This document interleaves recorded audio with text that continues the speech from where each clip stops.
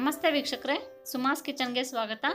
ಇವತ್ತಿನ ದಿನ ನಾವು ಆಲೂ ಮಸಾಲ ಪೂರಿ ಹೇಗೆ ಮಾಡೋದು ಅಂತೇಳಿ ನೋಡೋಣ. ಅದಕ್ಕೂ ಮುಂಚೆ ನಮ್ಮ ಚಾನಲ್ನ ಸಬ್ಸ್ಕ್ರೈಬ್ ಮಾಡ್ಕೊಳ್ಳಿ. ಸಬ್ಸ್ಕ್ರೈಬ್ ಮಾಡ್ಕೋಬೇಕು ಅಂದರೆ ಕೆಳಗಡೆ ಕಾಣ್ತಿರೋ ಸಬ್ಸ್ಕ್ರೈಬ್ ಬಟನ್ನ ಕ್ಲಿಕ್ ಮಾಡಿ, ಹಾಗೆ ಪಕ್ಕದಲ್ಲೇ ಕಾಣ್ತಿರೋ ಬೆಲ್ ಐಕನ್ನ ಪ್ರೆಸ್ ಮಾಡಿ. ನಾನು ಯಾವುದೇ ವಿಡಿಯೋ ಹಾಕಿದ್ರೂ ನಿಮ್ಗೆ ನೋಟಿಫಿಕೇಶನ್ ಅನ್ನೋದು ಬರ್ತಾ ಹೋಗುತ್ತೆ. ಆಲೂ ಮಸಾಲ ಪೂರಿಗೆ ಬೇಕಾಗಿರೋಂಥ ಇಂಗ್ರೀಡಿಯೆಂಟ್ಸು: 2 ಮೀಡಿಯಮ್ ಸೈಜ್ ಆಲೂಗಡ್ಡೆನ ಬೇಯಿಸ್ಕೊಂಡು ತುರಿದಿಟ್ಕೊಂಡಿದ್ದೀನಿ. ಹಾಗೆಯೇ ಗೋಧಿ ಹಿಟ್ಟು 1/4 kg ಎಷ್ಟಿದೆ. ಎಣ್ಣೆ ಕರಿಯಕ್ಕೆ ಎಷ್ಟು ಬೇಕೋ ಅಷ್ಟು ನೋಡಿಬಿಟ್ಟು ಹಾಕ್ಕೊಳ್ಳಿ. ಇನ್ನು ಮಸಾಲೆ ಇಂಗ್ರೀಡಿಯೆಂಟ್ಸು: ಅಚ್ಕಾರದ ಪುಡಿ 1 ಚಮಚ, ಧನಿಯಾ 1 ಚಮಚದಷ್ಟು, ಉಪ್ಪು ರುಚಿಗೆ ತಕ್ಕಷ್ಟು, ಅರಿಶಿಣ ಅರ್ಧ ಚಮಚ, ಕೊತ್ತಂಬರಿ ಸೊಪ್ಪು 1/4 ಬಟ್ಲಷ್ಟಿದೆ. ಹಾಗೆ ಕಲಿಸ್ಕೊಳ್ಳೋದಕ್ಕೆ ನೀರು ಇಟ್ಕೊಂಡಿದ್ದೀನಿ. ಇಷ್ಟು ನೀರೇನು ಬೇಕಾಗಲ್ಲ, ಸ್ವಲ್ಪ ನೀರಾದರೆ ಸಾಕು. ಇವಾಗ ಹೇಗೆ ಮಾಡೋದು ಅಂತೇಳಿ ನೋಡೋಣ. ಮೊದಲನೇದಾಗಿ ಮಸಾಲ ಇಂಗ್ರೀಡಿಯೆಂಟ್ಸ್ ಎಲ್ಲದನ್ನು ಹಾಕ್ಕೋಬೇಕು. ನೋಡಿ, ತಟ್ಟೆಯಲ್ಲಿ ಇಟ್ಕೊಂಡಿರೋದನ್ನೆಲ್ಲ ಹಾಕ್ಕೊಂಡಿದ್ದೀನಿ. ನೆಕ್ಸ್ಟು ಬೇಯಿಸ್ಕೊಂಡಿರೋಂಥ ಆಲೂಗಡ್ಡೆನ ಹಾಕ್ಕೋತಾ ಇದ್ದೀನಿ. ಫಸ್ಟು ಇದೆಲ್ಲದನ್ನು ಕರೆಕ್ಟಾಗಿ ಒಂದ್ಸಲಿ ಮಿಕ್ಸ್ ಮಾಡ್ಕೋಬೇಕು. ಇದಿಷ್ಟನ್ನು ಒಂದ್ಸಲಿ ಚೆನ್ನಾಗಿ ಮಿಕ್ಸ್ ಮಾಡಿದ್ಮೇಲೆ ಸ್ವಲ್ಪನೇ ನೀರು ಹಾಕ್ಬಿಟ್ಟು ಕಲಿಸ್ಕೋಬೇಕು. ನೀವು ಮನೇಲಿ ಟ್ರೈ ಮಾಡಿ ರುಚಿ ಹೇಗಾಗಿದೆ ಅಂತೇಳಿ ನನ್ನ ಕಮೆಂಟ್ ಮೂಲಕ ತಿಳಿಸ್ಕೊಡಿ.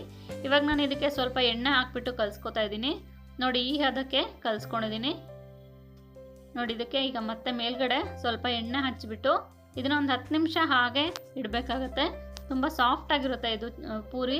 ತುಂಬ ಗರ್ಗರಿಯಾಗಿ ಏನು ಬರೋದಿಲ್ಲ, ಯಾಕಂದರೆ ಆಲೂಗಡ್ಡೆ ಇರೋದ್ರಿಂದ ಸ್ವಲ್ಪ ಸಾಫ್ಟಾಗೇ ಇರುತ್ತೆ. ನೋಡಿ, ಇವಾಗ 10 ನಿಮಿಷ ಆದಮೇಲೆ ಇದನ್ನು 2 ಭಾಗ ಮಾಡಿಕೊಂಡು ಈ ಥರ ಚೆನ್ನಾಗಿ ನಾದಬೇಕು, ಯಾಕಂದರೆ ತುಂಬ ಸಾಫ್ಟಾಗಿ ಬರುತ್ತೆ ಹಿಂಗೆ ಮಾಡೋದ್ರಿಂದ. ನೋಡಿ, ಒಂದು ಲಿಂಬೆ ಹಣ್ಣಿನ ಗಾತ್ರದಷ್ಟು ಹಿಟ್ಟನ್ನು ತೊಗೊಂಡು ಈ ಥರ ಮಾಡಿಟ್ಕೋಬೇಕು ಎಲ್ಲದನ್ನು. ಇವಾಗ ಇದನ್ನು ಲಟ್ಟಿಸ್ಕೋತೀನಿ. ಇದಕ್ಕೆ ಹಿಟ್ಟು ಹಾಕೋಂಥ ಅವಶ್ಯಕತೆ ಏನೂ ಇಲ್ಲ. ಸ್ವಲ್ಪ ಎಣ್ಣೆ ಹಚ್ಕೊಳ್ಳಿ ಈ ಥರ ಮೇಲ್ಗಡೆ. ಎಣ್ಣೆ ಹಚ್ಕೊಂಡ್ಮೇಲೆ ಇದನ್ನು ಲಟ್ಟಿಸ್ಕೋಬೇಕು. ಲಟ್ಟಣಿಗೆಗೂ ಸ್ವಲ್ಪ ಎಣ್ಣೆನ ಹಚ್ಕೊಳ್ಳಿ. ಇದಕ್ಕೆ ಹಿಟ್ಟು ಹಾಕ್ಕೊಂಡು ಮಾಡಿಕೊಂಡ್ರೆ ತುಂಬಾ ಹಿಟ್ಟು ಅನಿಸುತ್ತೆ, ಹಾಗಾಗಿ ಹಿಟ್ಟೇನು ಹಾಕೋ ಅವಶ್ಯಕತೆ ಇಲ್ಲ. ನೋಡಿ, ಇದು ಸಾಫ್ಟಾಗೇ ಇರುತ್ತೆ, ಏನು ಅಂಟ್ಕೊಳ್ಳಲ್ಲ. ಸ್ವಲ್ಪ ಎಣ್ಣೆ ಹಚ್ಕೊಂಡ್ರೂ ಸಾಕು. ನಿಮಗೆ ಯಾವ ಸೈಜ್ ಬೇಕೋ ಆ ಸೈಜಲ್ಲಿ ಲಟ್ಟಿಸ್ಕೋಬೋದು. ಚಿಕ್ಕದು ಬೇಕಾದರೆ ಚಿಕ್ಕದು, ದೊಡ್ಡದು ಬೇಕಾದರೆ ದೊಡ್ಡದು. ನೋಡಿ, ಈ ಸೈಜಲ್ಲಿ ನಾನು ಲಟ್ಸ್ಕೊಂಡಿದ್ದೀನಿ. ಇವಾಗ ಇದನ್ನು ಎಣ್ಣೆಯಲ್ಲಿ ಕರ್ಕೋಬೇಕು. ಅದಕ್ಕೂ ಮುಂಚೆ ಎಲ್ಲದನ್ನು ಲಟ್ಟಿಸಿಟ್ಕೊಳ್ಳೋಣ. ಒಂದಾದ್ಮೇಲೆ ಒಂದು ಬೇಗ ಆಗುತ್ತೆ. ನೋಡಿ, ಇವಾಗ ಎಲ್ಲದನ್ನು ಲಟ್ಟಿಸಿಟ್ಕೊಂಡಿದ್ದೀನಿ. ನೀವು ಮನೇಲಿ ಯಾವಾಗಲೂ ಮಾಡೋ ಪೂರಿಗಿಂತ ಈ ಥರ ಡಿಫ್ರೆಂಟಾಗಿ ಪೂರಿ ಮಾಡಿದ್ರೆ ಎಲ್ಲರೂ ಇಷ್ಟಪಡ್ತಾರೆ.